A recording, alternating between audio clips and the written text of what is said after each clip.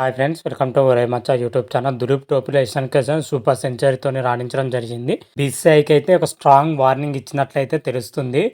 దాని గురించి పూర్తి డీటెయిల్ తెలుసుకునే ముందు మా ఛానల్ సబ్స్క్రైబ్ చేసుకోండి. పక్కన ఉన్న బెల్ ఐకాన్ మాత్రం అయితే క్లిక్ చేసి పెట్టుకోండి. ఫర్దర్గా మేము వీడియోలు అప్లోడ్ చేసినప్పుడు మీకు నోటిఫికేషన్ వస్తుంది. దులీప్ ట్రోఫీ వచ్చేసరికి మొదటి రౌండ్ అయితే బ్రహ్మాండంగా అయితే ముగిసిందని చెప్పుకోవచ్చు. సెకండ్ రౌండ్ కూడా నిన్నటి నుంచే ప్రారంభం కావడం జరిగింది.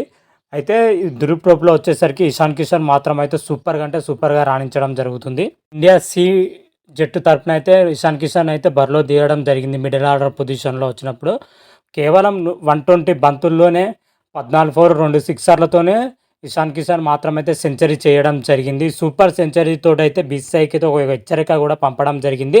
ఎందుకంటే బీసీసీఐ ఇటీవలనే ఇషాన్ కిషన్ పైన డొమెస్టిక్ క్రికెట్ ఆడకుండా వేరే కార్యక్రమాల్లో పాల్గొనడం, ఇతర కార్యక్రమాల్లో పాల్గొనడం ద్వారా ఇషాన్ కిషన్ పైన అయితే వేటు వేయడం జరిగింది. ఆ వేటు తర్వాత దులీప్ ట్రోఫీలో బీసీసీఐ ఆడమని అయితే సూచించడం జరిగింది.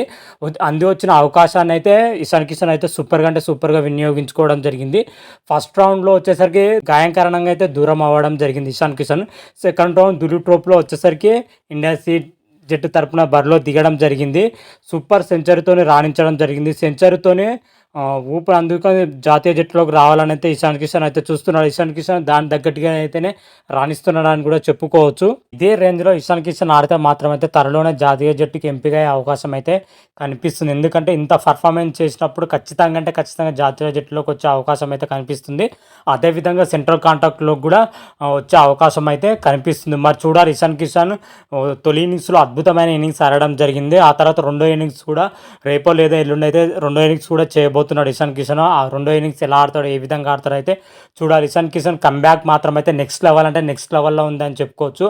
బీసీసీఐకి అయితే గట్టి వార్నింగ్ ఇవ్వడం జరిగింది.